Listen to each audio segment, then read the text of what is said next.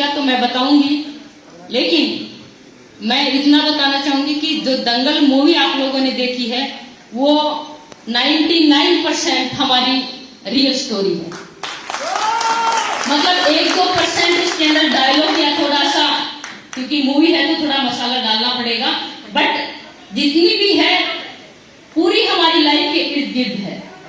चाहे वो हम बहनों का लाड प्यार हो, चाहे हम बहनों ने जैसे कैंप अटेंड किया हो, चाहे वो हमारी ट्रेनिंग को लेकर हो, चाहे माता पिता के साथ हमारे नोक-झोंक हो, या फिर कमेंट हो, या फिर बाल कटवाना हो। सबसे बड़ा तो यही पॉइंट था, बाल कटवाना, क्योंकि हर लड़की खूबसूरत दिखना चाहती है। लेकिन मेरे पापा ऐसे थे कि वो हमेशा क्योंकि हम छोटे थे तब से ही हमारे, जब मुझे याद है कि मैं 9वीं क्लास तक बिल्कुल मतलब टकली, जिसको बोलते हैं टकली थी, और उसके बाद मेरे ये सबसे लंबे लगा लो कि बाल आज तक बढ़े हैं बिल्कुल।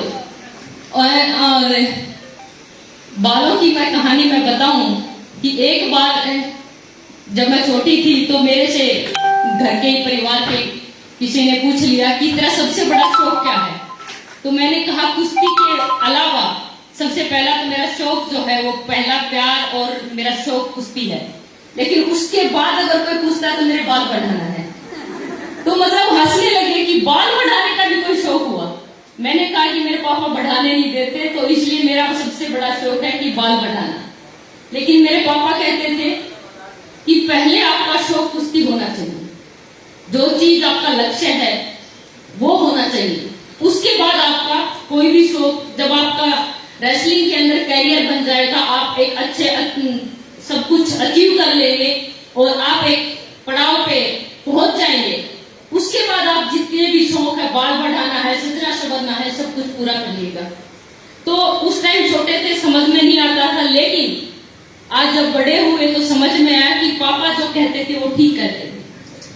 अक्सर माँ बाप बहुत सी चीजें हमें बताते हैं कि बेटा ये मत करना, ये बाद में आप लोगों को समझ में आएगी, लेकिन उस टाइम हमें समझ में नहीं आती जब माँ बाप कहते हैं छोटे बच्चों को। लेकिन जब बड़े होते हैं तो समझ में आता है कि माँ बाप जो बोलते हैं वो ठीक बोलते थे। तो इसलिए मैं कहूंगी कि कोई भी लड़की अगर कुछ बनना चाहती है, आगे बढ़ना चाहती है लाइफ के अंदर, तो हर पेरेंट्स का उनके पीछे हाथ होना चाहिए। आपने एक कहावत भी सुनी होगी कि हर मर्द के पीछे, कामयाब मर्द के पीछे एक औरत का हाथ होता है, लेकिन मैं कहूंगी कि हर कामयाब बच्चे के पीछे उसके माँ बाप का हाथ होता है, क्योंकि हमारी कामयाबी के पीछे हमारे माँ बाप का हाथ है। जब हमने रेसलिंग स्टार्ट की थी तो लोगों के ताने बाने भी थे, और हम उस पुरुष प्रधान समाज के अंदर रहते थे जहां पर लड़कियों को एक चूल्हे तोखे तक सीमित रखते थे, महिलाओं को घूंघट तक सीमित रखते थे।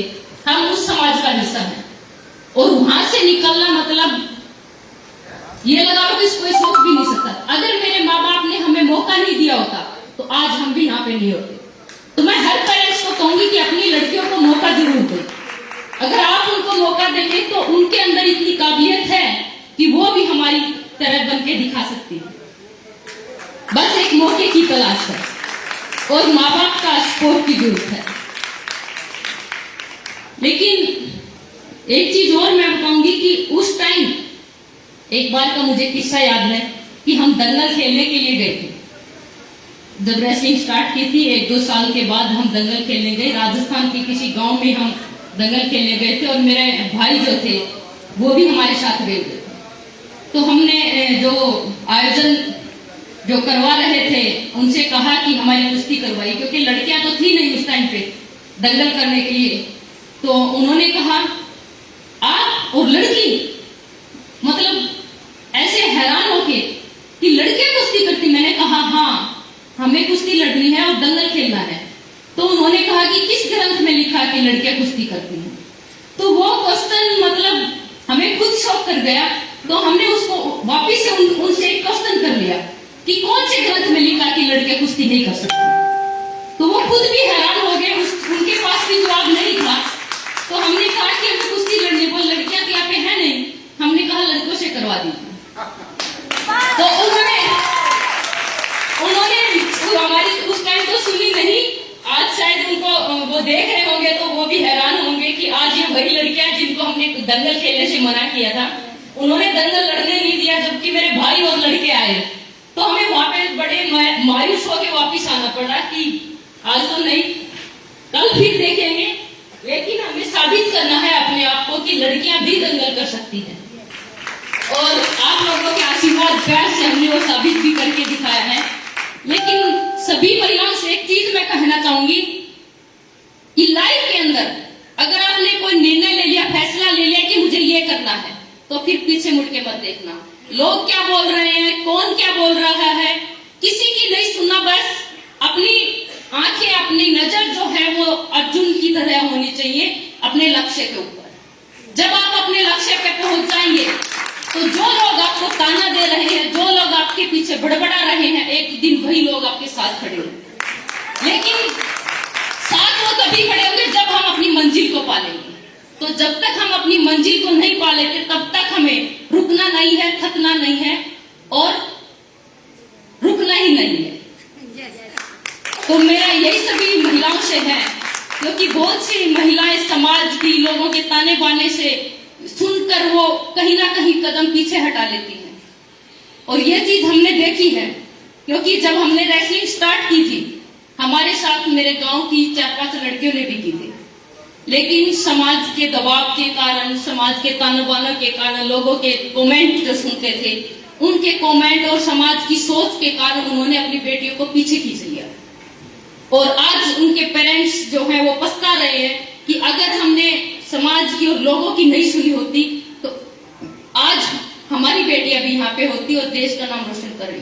तो मैं चाहती हूँ कि आप ऐसा काम नहीं करें ताकि आपको पछताना ना पड़े, क्योंकि पश्चाताप के बाद कुछ नहीं रहता। जो करना है जी जान लगा के करना है। पश्चाताप के लिए हमें कोई चीज छोड़नी नहीं है।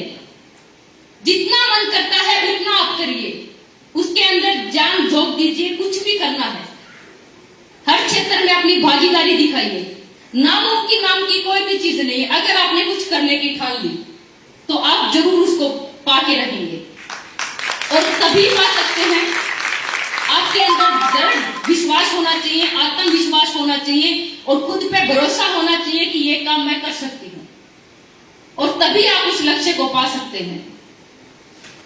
तो मेरा अंत में सभी महिलाओं से रिक्वेस्ट है कि अपनी बच्चियों को भी सपोर्ट करें और खुद भी आगे बढ़े, क्योंकि हम सिर्फ खुले तोहफे तक सीमित नहीं है, खुले तोहफे से आगे निकल चुके हैं। चाहे हमारे देश की, आप लोगों ने देखा होगा कि पिछले ओलंपिक में, अब 2021 में आए ओलंपिक, लेकिन पिछले ओलंपिक के अंदर हमारे देश की लाज बचाई थी तो वो 2 लड़कियों ने बचाई थी, पीवी सिंधु और साक्षी मलिक। उन्होंने ही मेडल जीता था हमारे देश के लिए और वो देश के लिए मेडल जीत के लेके। तो चाहे वो अभिनय का क्षेत्र हो, चाहे वो खेल का क्षेत्र हो, चाहे वो राजनीति का क्षेत्र हो, हर क्षेत्र में हमें अपनी भागीदारी दिखानी, हमें जागरूक होना है, अपने हकों के लिए लड़ना है। जब तक हम खुद नहीं खड़े होंगे कोई आपको सपोर्ट नहीं कर सकता। इसलिए अपना सपोर्ट, अपनी ताकत हमें खुद बननी पड़ेगी और खुद आगे बढ़ना पड़ेगा, तभी लोग आपके पीछे आएंगे। तो थैंक यू सो मच। आप लोगों के प्यार आशीर्वाद ऐसे ही मिलता रहे और हम आपके प्यार आशीर्वाद से ऐसे ही देश का नाम रोशन करते रहें। और मैं बधाई देना चाहूंगी AWPL की पूरी टीम का, और ओनर उनके हैं संजीव जी, उनको भी बधाई देना चाहूंगी स्पेशली, क्योंकि उन्होंने आप लोगों को इतना सपोर्ट दिया और इतना मौका दिया है एक काम करने के लिए। तो मैं सबसे, वो कहते हैं कि महिलाएं किसी भी क्षेत्र में पुरुषों से कम नहीं, लेकिन हमारे घर और समाज को आगे बढ़ाने के लिए, उनकी दशा सुधारने के लिए पुरुषों की और महिलाओं की दोनों की जिम्मेदारी अहम है। तो हमें किसी को भी कम नहीं आंकना चाहिए, कंधे से कंधा मिलाकर उनके साथ चलना चाहिए।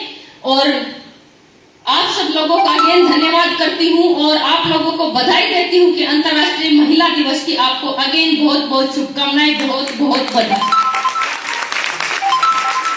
Thank you so much.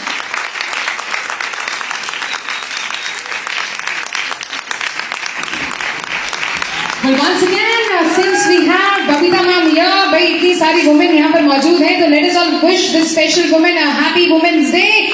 और एक बार फिर से